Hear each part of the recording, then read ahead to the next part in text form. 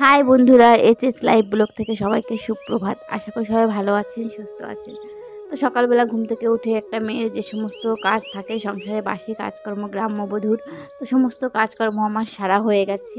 আর সকালবেলা আজকে 4টের দিকে আমাদের একজন চলে গেছে বর্ধমানে, কারণ পাশের বাড়ি একটা দিদি হার্ট অপারেশন হবে, তো সে দাদা গিয়েছে, তো তার সঙ্গে গিয়েছে আর কি।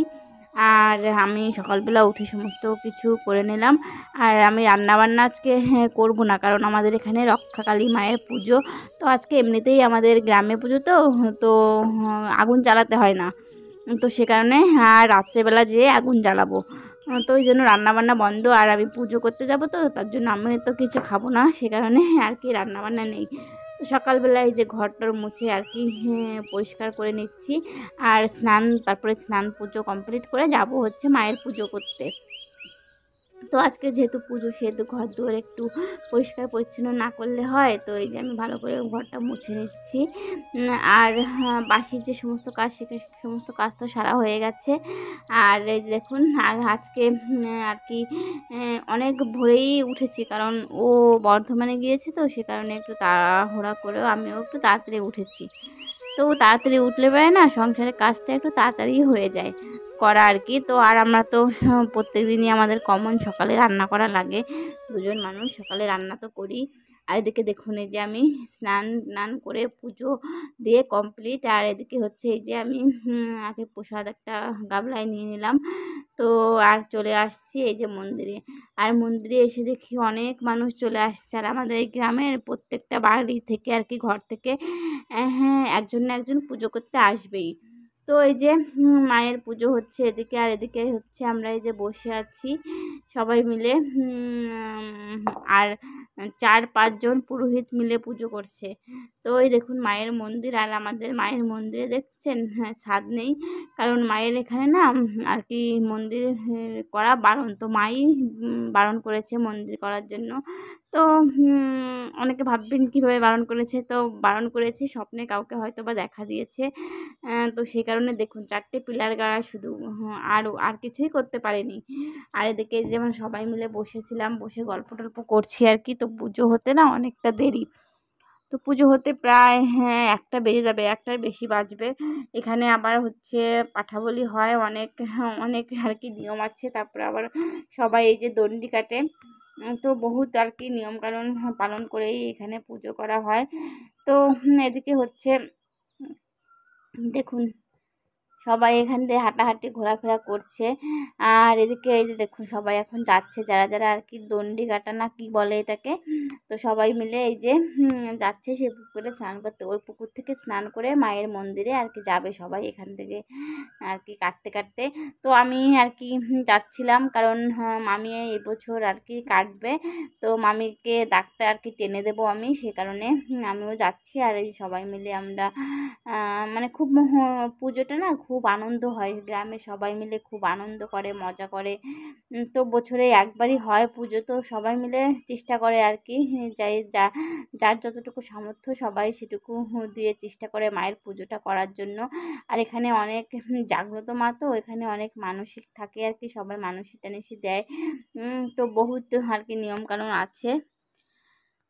তো মা সবাইকে ভালো রাখুক, সুস্থ রাখুক, সবার মনস্কামনা পূর্ণ করুক, এইটাই মায়ের কাছে প্রার্থনা।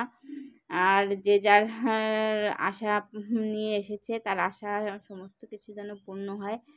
তো সবাই তো মায়ের কাছে কিছু আশা নিয়ে আসে, তা মায়ের ভক্তরা, তাই না? তো মা যদি খালি হাতে ফেরায় তাহলে কি হয়?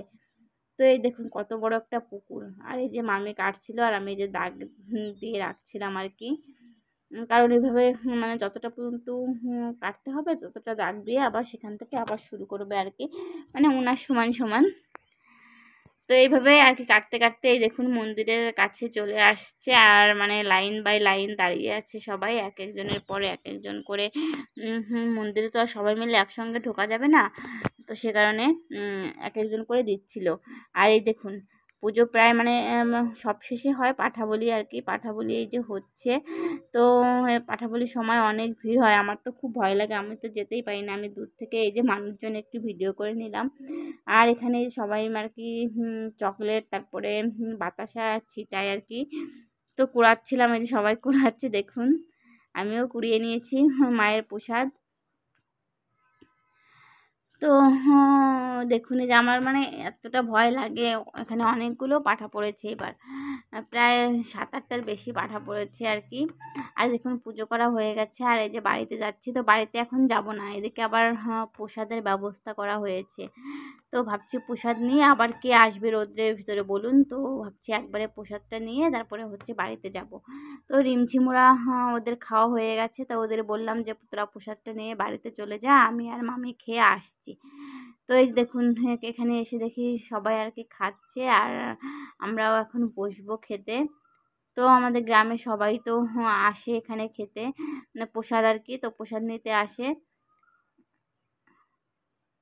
তো সে কারণে আর কি খেয়েই যাই, কারণ এখানে তো দুপুরবেলায় খেতে দেয়। তো সবাই আর কি প্রসাদ নিয়েই খেতে চলে আসে আর কি। পুজোটা শেষ করে প্রসাদ এখান থেকে প্রসাদ নিয়ে তারপরে হচ্ছে বাড়িতে যায়, কারণ সবার বাড়ি তো অনেকটা দূরে, কারো বাড়ি কাছে, তো সে একবারেই খেতে যায়। আর আমি দেখুন বসে পড়েছি, আমি এখানে বসে পড়েছি, আর এখন হচ্ছে খাওয়া। বন্ধুরা দেখুন এই যে এখন আমরা বাড়িতে চলে যাচ্ছি, আর খুবই ক্লান্ত লাগতেছে। এই যে তোমার লাগছে না? আমার খুব ক্লান্ত লাগছে, বেশি লাগা দরকার। কোথা দিয়ে উঠবো? এখান দিয়ে যাই, বাড়িতে যাই। তো প্রায় 1টার দিকে বাড়িতে আসছিলাম, আর এসে তারপরে একটু বিশ্রাম নিয়েছি, আর বিকেলে বেরিয়েছি ঘর থেকে, আর দেখি যে দেখুন কত পরিমাণে হনুমান। আরে হনুমানের জন্য মানে কোথাও এখন যেতে পারবো না, কারণ হনুমানের জন্য আমার আম গাছ পাহারা দেওয়া লাগবে, না হলে গাছের একটা আমও থাকবে না। আর দেখুন আসলে পেরে ওরা একসঙ্গে অনেকগুলো আসে, ঝাঁক বেঁধে চলে আসে। তো প্রায়ই ইদানিং প্রায়ই আসছে, তো একদিন বাদে বাদেই চলে আসছে। দেখুন কতগুলো হনুমান এসেছে, আর এই ছোট্ট পাড়া গাছে যদি হনুমান ভেজে একটাও থাকবে না আম। তো যে কাকিমা পাশ নিয়ে দৌড়ো এগাইছে আর কি তাড়ানোর জন্য। তো ওদের না তাড়ালেও যায় না, এতটা পরিমাণে ওরা খারাপ। আর এদিকে দেখুন রাত্রেবেলা হচ্ছে ও চলে আসছে, ফোন করছে যে আসতেছি, তো আমি এদিকে রান্না চাপিয়ে দিয়েছি। তো পটল ভাজি করব, আর আলু দিয়ে ডিম দিয়ে রান্না করব। আজকে রাত্রে ভাতই হবে, যেহেতু দুপুরবেলা খিচুড়ি প্রসাদ খেয়েছি।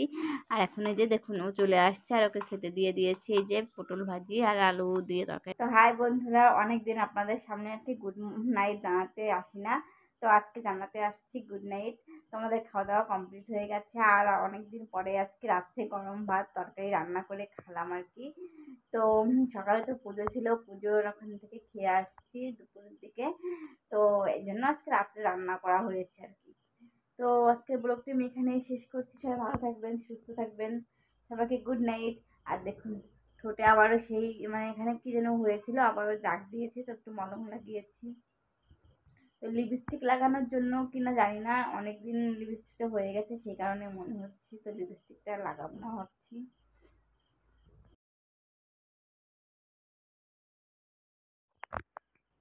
তো দেখুন বিছানাটা ঠিক করতে হবে আর কি, ঝাড় দিয়ে তারপরে মশারিটা টানাবো, ওই যে মশারি, তারপরে ঘুমাবো।